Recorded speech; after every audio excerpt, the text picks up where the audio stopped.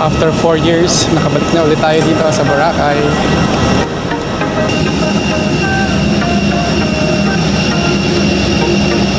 Our passengers to please remain on your assigned seats to facilitate the distribution.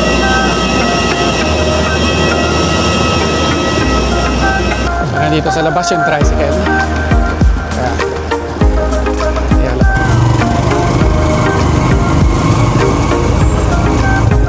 So ito yung boat natin, Pensian. Tapos, yan, bigat. Yan. Ito yung view natin sa labas. Yan.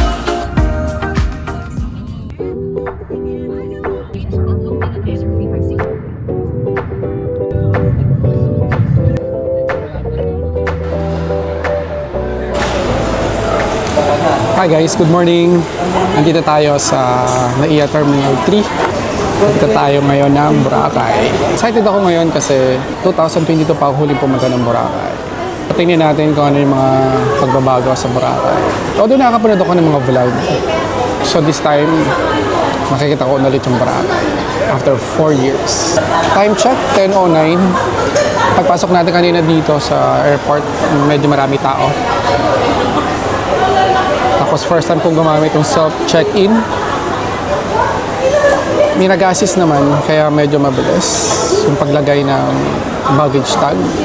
And then after nun, yung self-bag drop.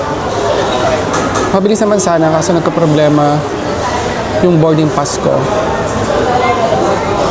Hindi lumalabas doon sa mismong app ng Cebu Pacific. So ang ginawa, pinapunta ako doon sa counter na may agent. Tapos doon ako nakakuha ng boarding pass. Nga lang napansin ko, pagkakuha ko ng boarding pass, walang boarding gate. Sabi, to be announced pa daw. So nandito muna tayo, kumakain muna tayo saglit. Habang hinintay natin kung anong gate tayo. Kasi yung flight natin is 11:30 o 10:10 na. Waiting pa rin tayo sa boarding gate natin. Update ko kayo mamaya kung anong boarding gate tayo. Alright. So kumain muna tayo ng donut at saka uminom tayo ng iced coffee. Weather check muna tayo sa Boracay. So 16 degrees Celsius. So maaraw naman hanggang bandang alauna. Pero sa hapon, yan, medyo ulan. O sana mabago pa to pag nandun na tayo para makita natin yung sunset. Kasi tagal ko na hindi nakapunta ng Boracay 4 years ago. So dito sa food court may mga screen para makita nyo kung ano yung status ng flight nyo. Tulad ng sa atin. So kahit kumakain kayo dito, makikita nyo kung ano yung status ng flight nyo. Yan, katulad ng status natin, wala pa rin. Wala pa rin gate. A few inches later. So ayan guys, lumabas na 1:32 gate natin. Let's go.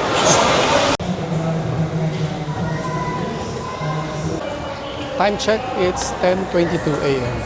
Boarding time natin is 10:45. Let's go. Nag-text din pala si Cebu Pacific kung anong boarding gate tayo. Ayan.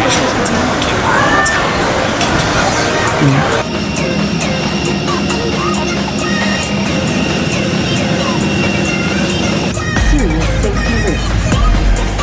However, when outside of the is prohibited by law.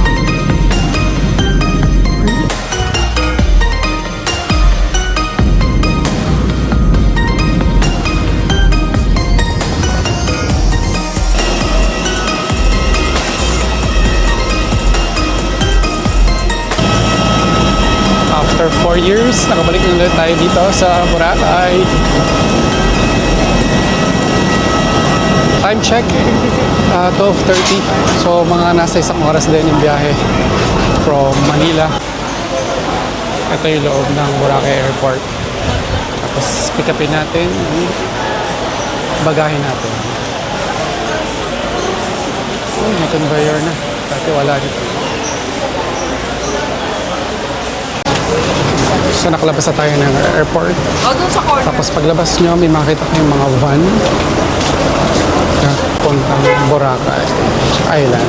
Pero sa bandang labas ito, meron tricycle.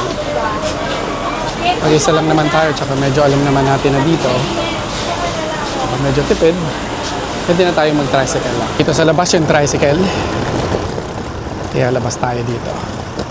Oop.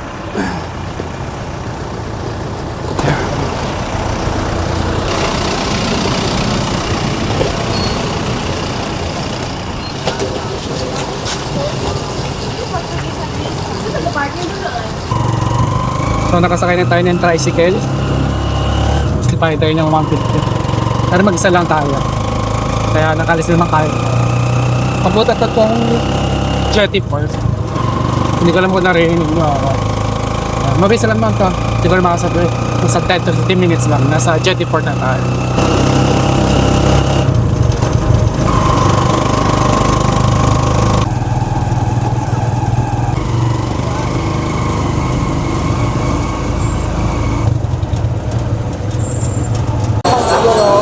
So dito na sa labas, hindi na sa loob magpo-fall.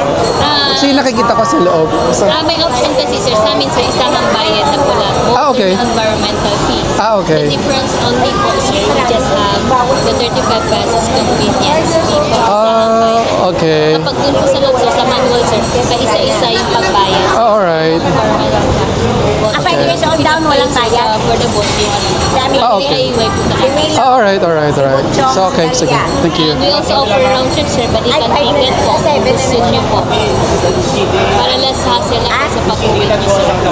Alright. Wala namang designated na boat. Wala po. Wala naman. Okay. Anytime, any day po sir. Alright. Only difference is this po. Oh, service fee. Yes po. Para less hassle na po sa inyo sir. Sige, pwede naman. If you want po. Yeah, sure. Ganun din naman. Alright, sige, okay lang. Bali, port to port lang po kami sir. Wala po kasamang hotel transfer. Port to port lang po kami sir. Wala po kasamang hotel transfer. Yes, ako na yan for transfer. Okay. Kayo lang mag-isa sir. Yep. And round trip po. Videoan ko lang natin. Yes sir. Okay lang. Okay. So, 640. So, two-way na. Two-way na po. Alright. Pwede pakipicturan po, sir, for the payment po. Dahil itong QR code lang din po ang ipapresent niyo po ulit sa pag-uwi at sa ngayon sa pagbayad. Okay. Iyan ba yung iPass? Same lang po, pero let's go po kami, sir. Okay. So, picture ko lang. So, kung ipapakita yan? Sa loob po, sir, sa ticketing counter, sa pinaka-center po, sir, pakita niyo lang yan, yung QR code sa window 3 and 4. Okay, nabayad na ako. Yes. Alright. Doon po magpipay po. Doon pa ako mag-pay? Alright. Akala ko dito. Hindi, sa loob. Okay. So, pakita ko lang to and then doon ako magbabayad. Yes po. And then sa pag-uwi niyo, sir, ipakita niyo din ulit yan. Okay. Pero since round trip na to, babayaran ko na rin yung pauwi. Bakit pauwi niyo? Okay. Sige, sure. Bali, issuance lang kayo ng ticket sa pag-uwi niyo, pero wala na pong bayad. Babayaran. In case naman ma-delete yung QR code, yung ID niyo na lang. Okay, makikita. Alright. You're welcome, sir. Pasok na kayo dun, sir, sa loob. Sir, Okay, sa gitna. Window 3 and 4. 3 and 4, alright. Ticketing counter, window 3 and 4. Okay. Present niyo lang. Alright, thank you. You're welcome, sir. Alright. So, ito yung loob ng Jetty Port. Yan. So, window 3 or 4 daw tayo magbabayad. So, ito yung boat natin, Prince Ian. Tapos, yan, bigyan tayo ng seat number 18. So, may mag-a-assist pala sa'yo. Okay lang din naman. Hindi yata yung service fee na binayaran kung may mag-a-assist. Okay lang. Andito na tayo sa loob ng boat. Yan. Mabilis namang napuno. Yan. Kaya palisa tayo.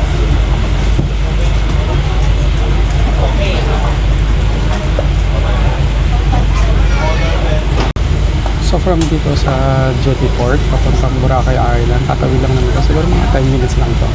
Tapos, tsaka tayo ulit sasakay ng tricycle papunta doon sa hotel natin.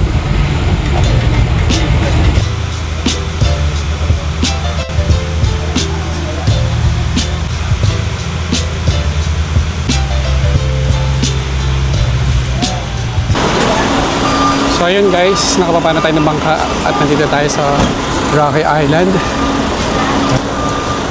Puro van. Saan natin makikita yung Boracay. Okay lang. So, ang gagawin natin, dito tayo sa labas, kukuha ng tricycle, papunta doon sa hotel natin. Yan, tapos doon na tayo bababa sa hotel natin. Yan, since wala naman tayong transfer na ginawa, yan, DIY lang tayo. So, nakasakay na tayo ng tricycle. Costing na sa atin 200 pesos. Okay na rin kasi yung mga bagahe tayo eh. Kaya okay lang naman sa solo ko naman.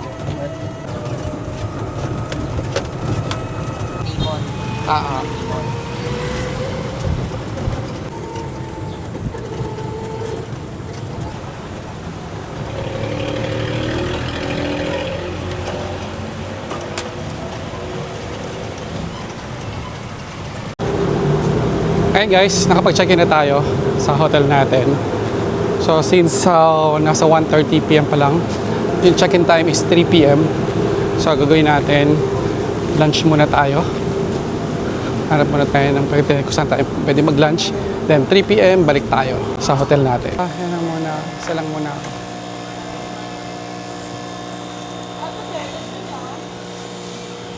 Scallop. 200 ang kalahati. Ito lang muna. Okay na ako dyan muna. Paluto ko tayo. Oo, magkano paluto? No, kung nga walang ganun discount, 27. Oo, sige. Magbayad na ako? Pwede naman. Dito na. Later yan. Sige. Magkano yan? Alright, thank you. Yung ano lang, yung mabilisan. Ano ba yung mabilisan? Gamit ba, sir boss? yun, oo, yun lang. Kasi gutom na. Thank you. Ano dito tayo sa may bandang Talipapa. So may nagalap sa atin. Thank you. So may nagalap sa atin pa dito. So ito yung pinili ko. Grabe ka naman. 350. Mag-isa lang ako, kaya feeling ko solve na to. Tapos, dalawang rice. Tingnan natin kung masarap yun. Bayhon yung pangalan ni ate. Yung store niya ate. Na, gusto may mga tao doon. Bayhon. Kung nakita nyo lang. Ayan si ate. Yung naglalakad. Yun na naglalak pa ate. So, tikman natin kung masarap. Pakita ko ulit sa inyo yung pinaluto natin. So, 2, 3, 4, 5, 6, 7, 11 pieces. Yeah. So, that's 350 pesos. Ito yung sausawan natin. Let's eat!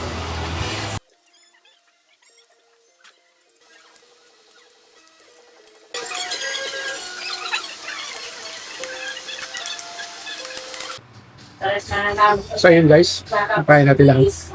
Sabay kumain. Sobrang gutom ko talaga siguro ko.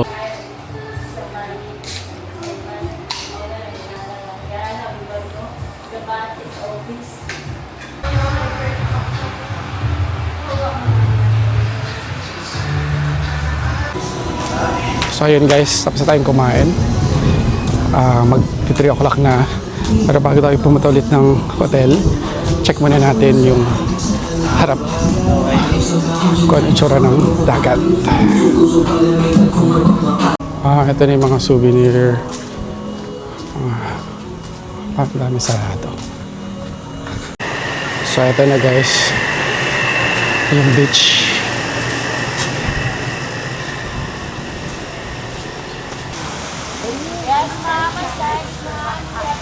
Ang ganda. Ang linis ng tubig, di ba? Sarap maligo. Napakaganda pa rin talaga ng Boracay.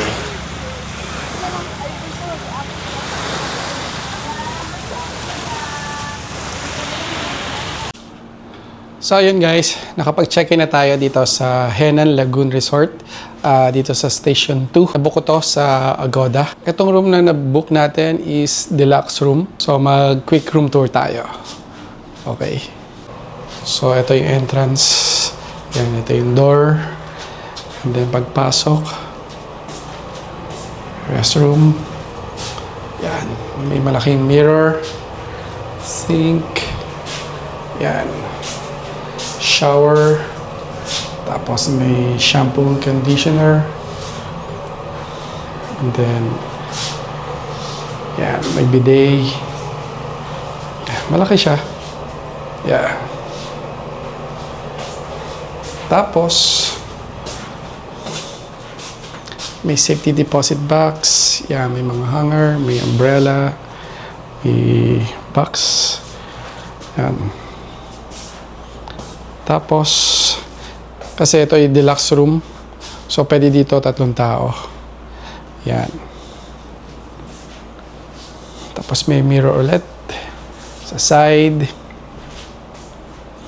Then may TV. Yan, may kettle. Tapos may coffee. Yan. Tapos ito yung mini ref. Yan.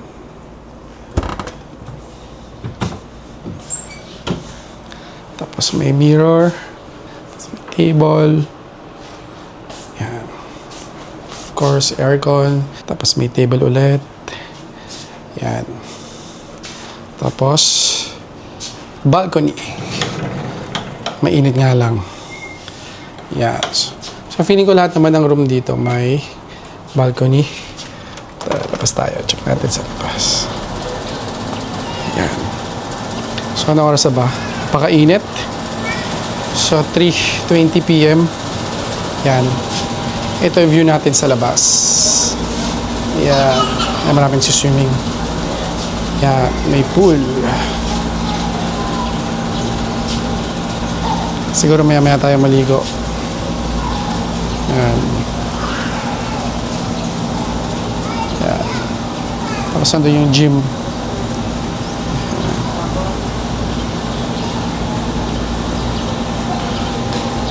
Yes. Pinakataas yata tayo. Pinakataas to eh. Parang 4th floor. Ayan. Kasi yun yung restaurant. Tapos may restaurant doon sa may bar sa gitna ng pool. Ayan. Ito. May upuan ulit dito. Ayan. Pasok muna tayo ulit. Kasi mainit. So ayun guys. Mamaya na ulit siguro. Pahinga muna tayong konti. Kasi medyo pagod sa biyahe. Actually, wala pa naman tayong itinerary for today. So, mamaya tayo mag-isip kung anong gagawin natin. Mamayang hapon, tapos mamayang gabi. So, ito ulit yung room natin dito sa Henan Lagoon Resort sa Station 2. A few moments later. So, ito na guys. Yung famous na sunset dito sa Boracay. Medyo naabutan pa natin siya ng konti. Ganda, diba? Yes. Kaya maraming tao pag ganitong oras kasi talaga inabangan nila yung sunset. Daming tao. Ayan o. Daming swimming.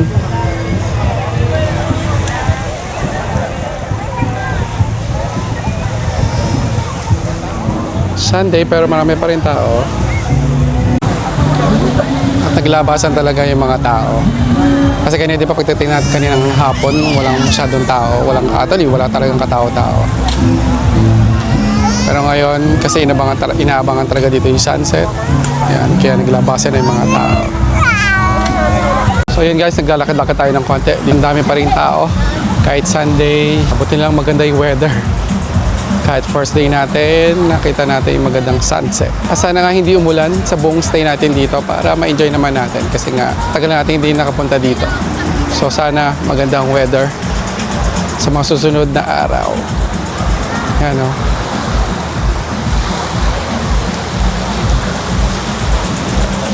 Basta pa rin talagang balik-balikan ng Boracay. So kahit June na, maulan. Yan. Nakabalik tayo. Ayan o, kanya-kanyang picturean. Ganda o.